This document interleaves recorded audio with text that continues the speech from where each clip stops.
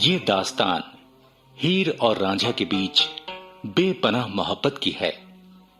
ऐसी मोहब्बत जिसने उन्हें सदियों के लिए अमर कर दिया। मित्र प्यारे नू हाल मुरीदां दा कहना,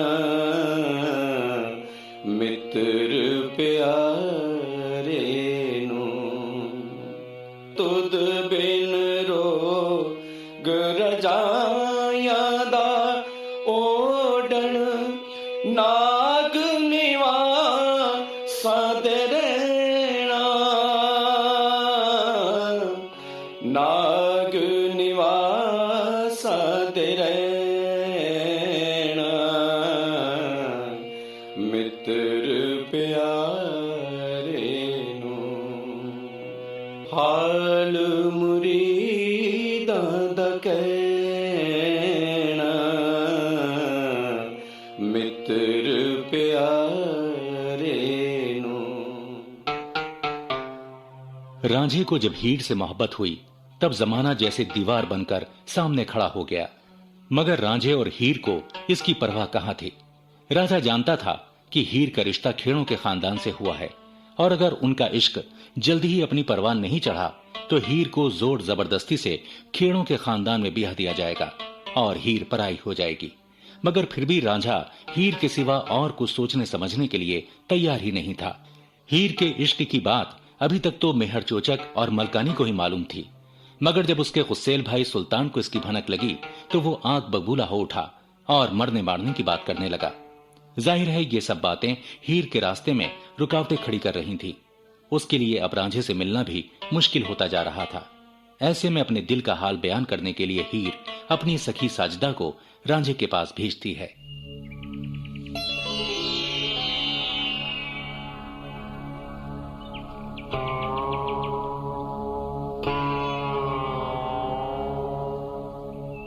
रांझे, आशिकी के किस्से तो बहुत सुने हैं, मगर न हीर सा कोई देखा है न तुम सा।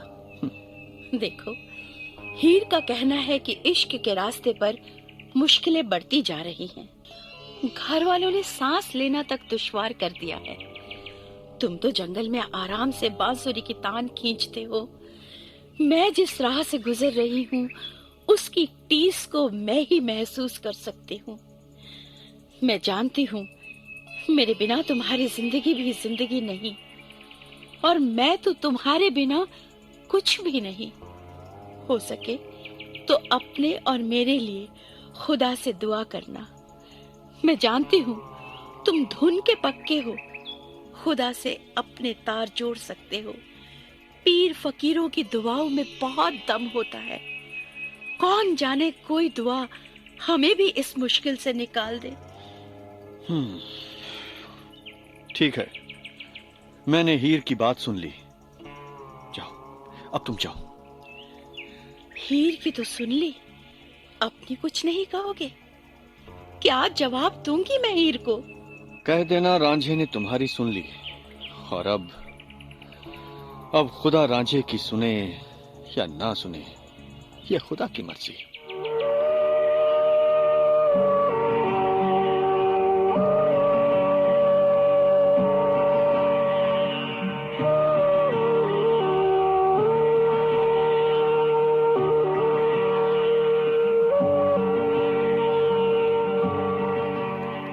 जोगी बाबा, रांझे ने हीर की सहेली को कुछ अटपटा सा जवाब नहीं दिया? ओ नहीं लाडो, और रांझा हीर को लेकर ऊपर से चाहे जितना अक्खड़पन दिखाता हो, मगर हकीकत में तो वो हीर के नाम पर अपनी जान देता था।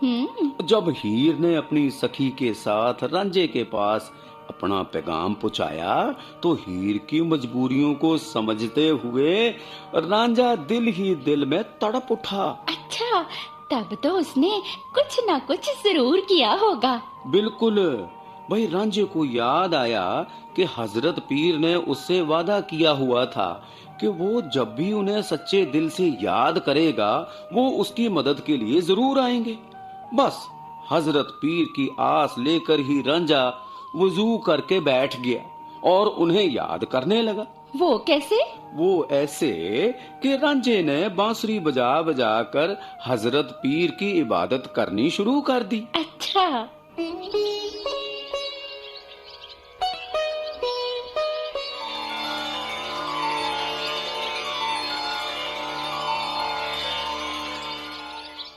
आंखें खोलो बरखुरदार, बोलो क्या चाहते हो? आप हजरत पीर, आप? पीर बाबा, मेरा सजदा कबूल करें। तुम्हारा सजदा तो उसी वक्त कबूल हो गया था जब तुमने हमें याद किया था। अगर तुम्हारी इबादत में दम ना होता तो हम यहाँ आते ही क्यों? बोलो बोलो बरखुरदार, क्या चाहते हो तुम? बाबा, प्यासे को क्या चाहिए? 2 घूंट पानी। आपका मुरीद रांझा भी प्यासा है बाबा। हाँ, मेरी ये प्यास हीर को लेकर है। अगर आप कर्म करना ही चाहते हैं तो बाबा, मेरे नाम के साथ हीर का नाम जोड़ दें। बरखुरदार, वो हीर के साथ तुम्हारा मेल कोई आज से नहीं है। वो तुम्हारा रिश्ता सदियों पुराना है, सदियों पुराना। यहाँ तुम्हारी मुलाकात हीर से हुई तो ये खुदा की मर्जी थी, और आगे जो भी होगा वो भी खुदा की मर्जी से ही होगा। हाँ बाबा, जानता हूँ।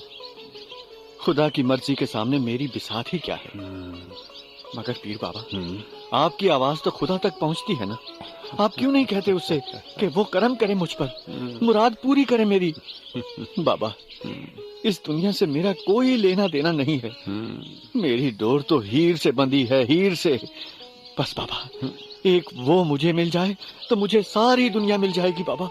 हम समझते हैं तुम्हारी लगन को, बहुत चंगी तरह समझते हैं।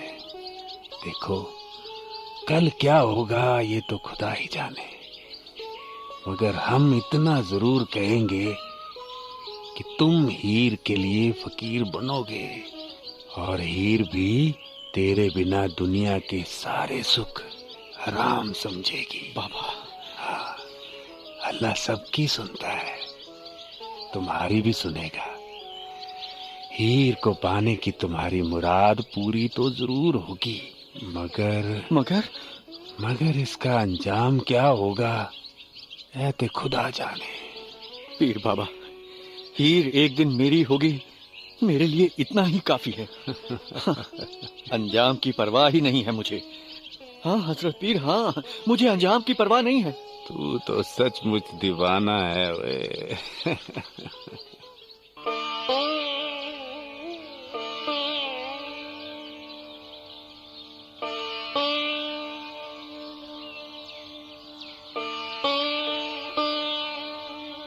हीर? पीर बाबा ने कहा कि हीर एक दिन मेरी होगी। क्या क्या सचमुच पीर बाबा ने ऐसा कहा? लो लो भला, तुमसे क्यों झूठ बोलूंगा मैं? तब फिर उन्होंने कोई राह भी तो सुझाई होगी। हीर उन्होंने आस जगाई, यही क्या कम है? ओह रांझा, काश की पीर बाबा का कहा हकीकत में बदल जाए। तुम नहीं जानते, मेरे लिए तो एक एक दिन काटना मुश्किल हो रहा है। हीर? हाँ, ऊपर से घर वाले भी अपनी जिद पर अड़े हुए हैं। अच्छा। और भाई तो जैसे कसाई हो गया है। मैं तुम्हारी हालत को समझ सकता हूँ हीर। देखो ना, जब मैं मर्द होकर भी इन सब बातों का सामना नहीं कर पाता तो तुम तो लड़की जात हो। तुम्हारे रास्ते में तो 1000 बंदिशें हैं। देखो हीर, मैं सच कहता हूँ, मैं झूठ नहीं बोलूंगा। बहुत हिम्मत है तुम्हें, बहुत हिम्मत है। मुझसे पूछो तो मैं तो यही कहूंगी कि मेरी हिम्मत तुम हो। हीर, अच्छा, किसी भी कीमत पर तुम्हारा बिछोड़ा बर्दाश्त नहीं मुझे। हीर, तो तुम क्या समझती हो? मैं तुम्हें अपने से दूर होने दूंगा? खाली बातों से क्या होगा? मैं तुम्हारी हो सकूं, इसके लिए तुम कोई जतन क्यों नहीं करते? हीर, तुम तो मेरी उसी वक्त हो गई थी जब मैंने तुम्हारा नाम सुना था। तुम्हारे हुस्न के चर्चे मेरे कानों में पड़े थे जब मैंने पहली बार तुम्हें देखा था। हाँ, अब तो सिर्फ एक होने का दिखावा करना बाकी है। ओ राजा, तुम्हारी बातें पागल कर देती है मुझे। हीर, पागल तो तुमने मुझे कर दिया है। हाँ, तुम बोलो ना, तुम बोलो तो मैं मट्टी 9 से बात करके देखूं। किस बारे में? अरे अगर तुम चाहो तो मट्टी 9 के घर हम मिल सकते हैं। हाँ, वो मुरीद है मेरी, मुझे फकीर मानती है। वो अपने घर के दरवाजे हमारे लिए खोल सकती है। हम वहां मिलेंगे तो किसी को खबर भी नहीं होगी।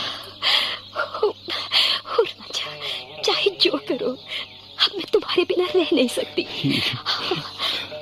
कैदू चाचा ने पहले ही मेरा जीना हराम कर रखा है। अच्छा। हाँ, जहाँ देखो मुझे सूंघता फिरता है। मट्टी 9 के घर अगर हम उसकी नजरों से बच सके तो इससे अच्छा क्या होगा राजा। जब मिलना हो मुझे बता दिया करना, मैं घर वालों से कोई ना कोई बहाना लगाकर वहां पहुंच जाया करूंगी। हीर मेरी हीर, जब तक दुनिया की निगाह में मेरे और तुम्हारे एक होने का रास्ता साफ नहीं हो जाता, तब तक यही राह बेहतर होगी। क्यों हीर, मैं सच कह रहा हूँ ना? हाँ, राजा। ठीक है हीर, मैं आज ही मट्टी 9 से बात करूंगा। ठीक है, ठीक है। हीर, हीर।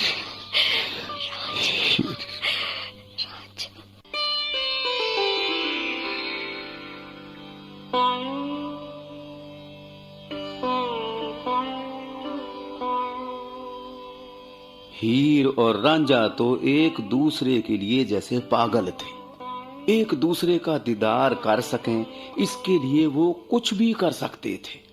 मट्टी 9 के घर दोनों की मुलाकातें होने लगी। इसका मतलब मट्टी 9 को हीर के पिता का कोई डर नहीं था। हाँ, मगर ये सिलसिला भी कोई लंबा नहीं चला। मट्टी 9 ने इस बात को गुप्त रखने की भले ही कितनी कोशिश की हो, मगर कान तो दीवारों के भी होते हैं ना लाडो। हाँ, कहते तो हैं जोगी बाबा। और हीर मट्टी 9 के घर रांझे से मिला करती है, ये बात जल्द ही किसी से छिपी नहीं रही। और कैदू चाचा तो इसी फिराक में था कि वो इस खबर को इलाके में एक एक शख्स तक नमक मिर्च लगाकर पहुंचा दे।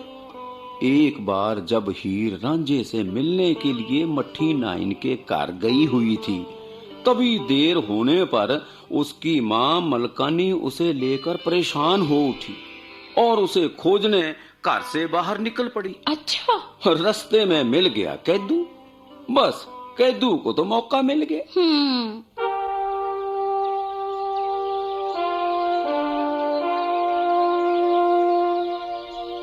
ओ, कहाँ जा रही हो मलकानी? क्या बात है, कुछ परेशान लगती हो। अब जाने दे, तेरे से कुछ पूछूंगी तो तू बात का बतंगड़ बनाएगा। ओ, क्यों मुझे अपना दुश्मन समझती हो मलकानी? ओ, परछाई हो तुम मेरी। एक मैं हूँ जो तुम सबके लिए अपनी जान देता हूँ, और तुम हो कि मुझे अपना दुश्मन समझते हो। जाने दे कैदू, जाने दे, इन सारी बातों से क्या फायदा। हीर को कहीं देखा है क्या? सवेरे से ही घर से गायब है और अब तो सांझ भी ढलने लगी है। ओए, अपने दिल से पूछोगी तो जान जाओगी कि हीर कहाँ है। कैदू, ओए, बुरा मत मानना मलकानी, इस लड़की का चलन अच्छा नहीं। ओए, सियालों का नाम डुबो रही है ये।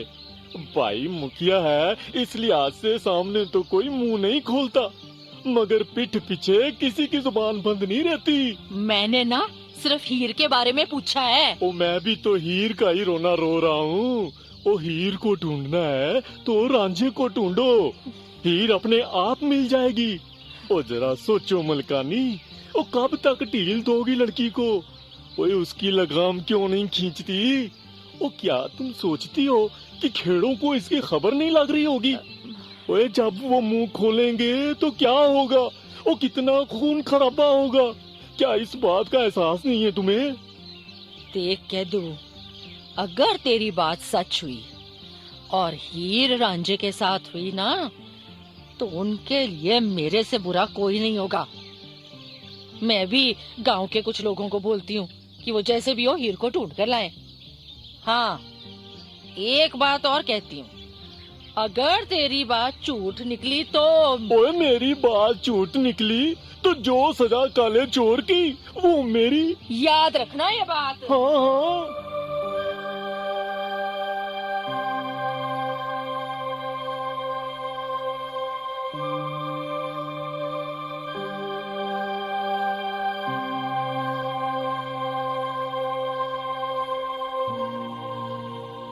कैदू की बात सच थी। जब गांव के लोगों ने हीर को लेकर तलाश शुरू की तो आखिरकार हीर रांझे के साथ ही मिली, मगर इसके लिए हीर को ना कोई अफसोस था और ना किसी बात की शर्म। हाँ, उस दिन मेहर चोचक के घर में इसी बात को लेकर खासा हंगामा हुआ। वो तो होना ही था जोगी बाबा। हीर को पता चल ही गया था कि ये सारी आग कैदू चाचा की लगाई हुई है। सो उसने बदला लेने के लिए एक दिन अपनी सहेलियों को साथ लेकर एक सुनसान राह पर कैदू को रोक लिया और फिर सब लड़कियों ने मिलकर कैदू की ऐसी पिटाई की कि कैदू यहाँ वहाँ रोता फिरता रहा। पर जवाब नहीं हीर की हिम्मत का। दूसरी तरफ हीर को लेकर मेहर चोचक ने एक कड़ा फैसला कर ही लिया और वो फैसला ये था कि जितनी जल्दी हो सके हीर को खेड़ों में ब्याह दिया जाए और जब हीर का निकाह हो जाएगा तो उसके पैरों में जंजीरें खुद ही बंध जाएंगी। हाय हाय। मेहर चोचक की यही सोच थी। इधर हीर का निकाह तय हुआ और उधर मेहर चोचक और उसके बेटे सुल्तान ने हीर का बाहर निकलना बंद करवा दिया। तब तो हीर पिंजड़े में बंद मैना की तरह छटपटा उठी होगी। हाँ, लेकिन उसने किसी तरह अपनी एक सहेली को रांझे के पास भेजकर उसे अपने दिल का हाल बताने को कहा। अच्छा।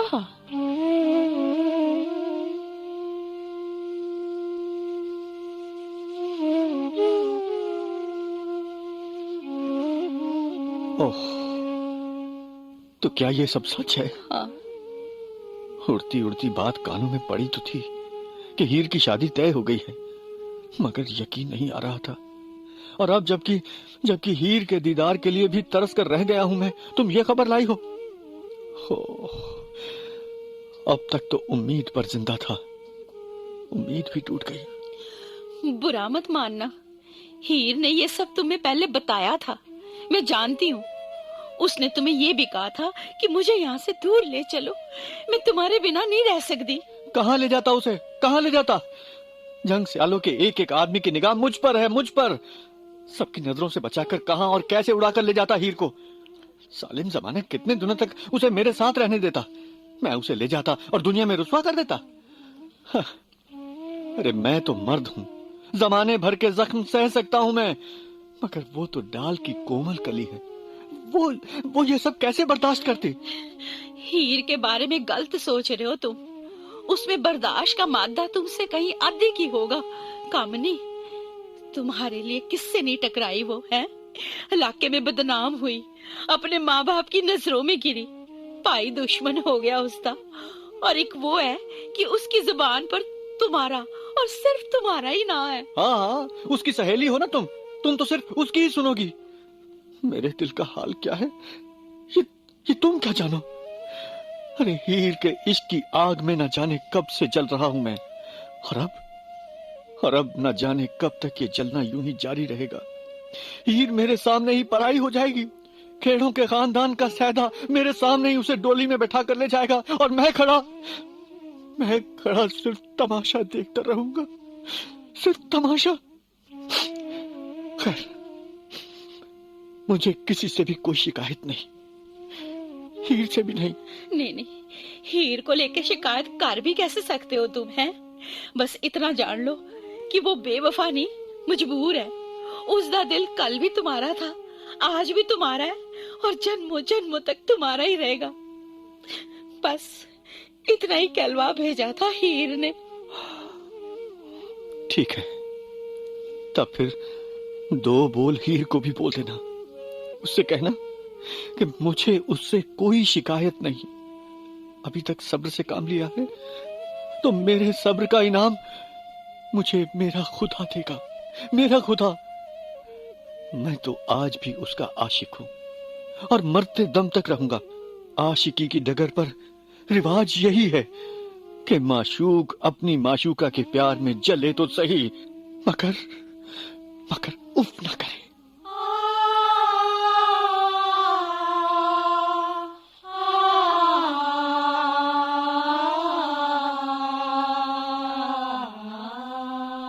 और फिर हुआ वही जो होनी ने लिखा था।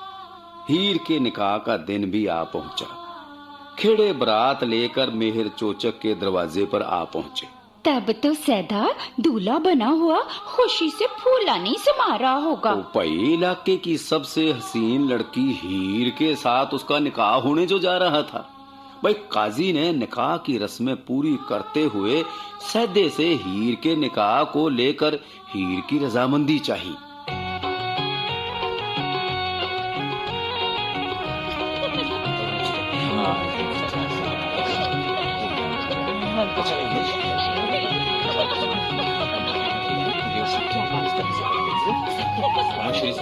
हीर, तुम्हारे वालिद मेहर चोचक ने तुम्हारा निकाह खेड़ों के खानदान के नौजवान सैदा से तय किया है। क्या तुम्हें यह निकाह कबूल है? हीर, जवाब दो, क्या तुम्हें यह निकाह कबूल है? तुम खामोश हो, यानी निकाह के लिए तुम्हारी रजामंदी है। यही होना भी चाहिए। तुम इज्जतदार बाप की इज्जतदार बेटी हो। अब तुम्हारी रजामंदी के बाद मैं निकाह की बाकी रस्में पूरी करता हूँ। अब जैसा मैं कहूँ वैसा करती जाओ। ताज्जुब है मुझे, आप जैसे काजी पर वाकई ताज्जुब है। किसने आपको कहा कि मैं इस निकाह के लिए रजामंद हूँ? क्यों बेईमानी से अपनी बात मनवाना चाहते हैं आप तो बिके हुए हैं ही। मेरा ईमान क्यों खराब करना चाहते हैं? देखो हीर, तुम मेरी बेटी के समान हो, इसलिए समझाता हूँ। बेवकूफी की बातें मत करो। जो हो रहा है उसी में सबकी भलाई है, तुम्हारी खुद की भी। मेरी भलाई के बारे में सोचने वाले आप होते कौन हैं? क्या ये हक मैंने आपको दिया? कान खोल कर सुन ले आप।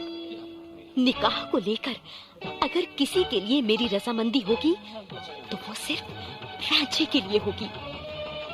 मैं रांझे की हूँ और सिर्फ रांझे की रहूंगी। अगर आप उसकी अमानत में खयानत करेंगे तो खुदा का कहर टूटेगा आप पर। जितना चाहे कोस लो तुम मुझे, मगर खुदा के लिए धीरे बोलो। तुम्हारी बातें कोई और सुनेगा तो गजब हो जाएगा।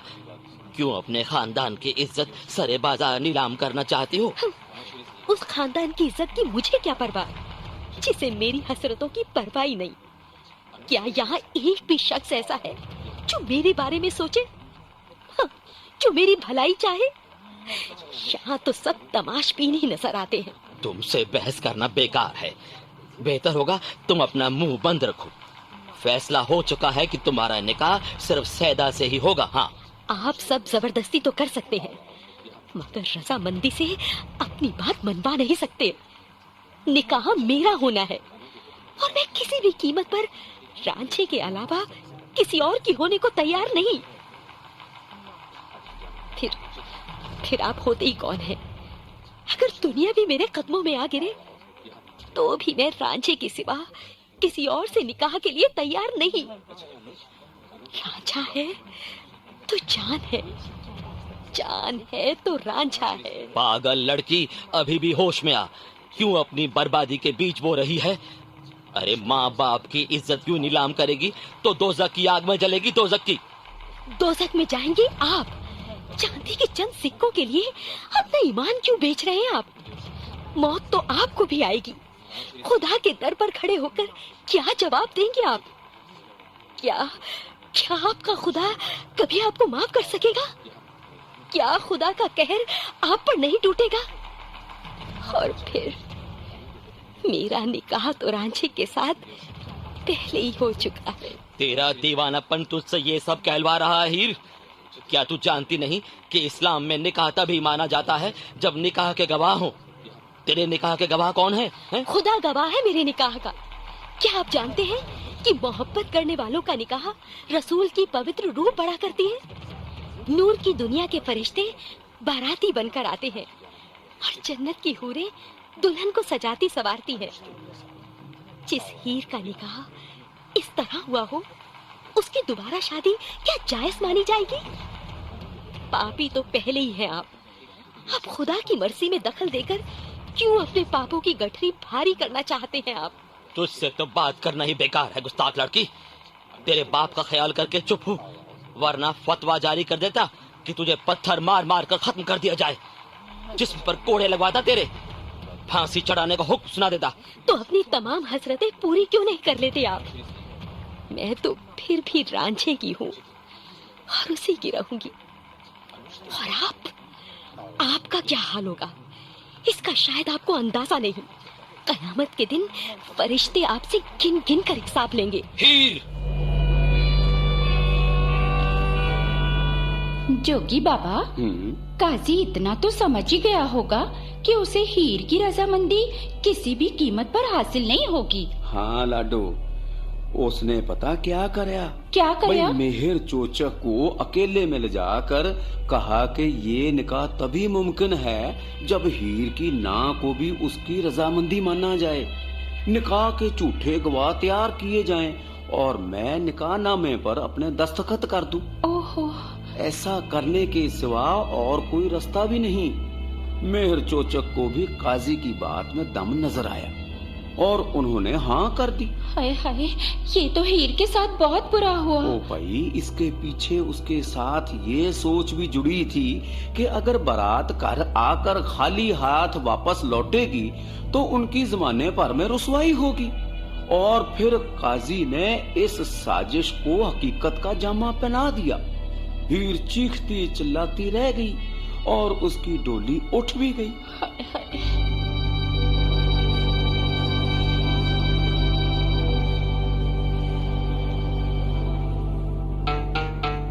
कार्यक्रम हीर रांझा की 10वीं कड़ी यहीं समाप्त होती है।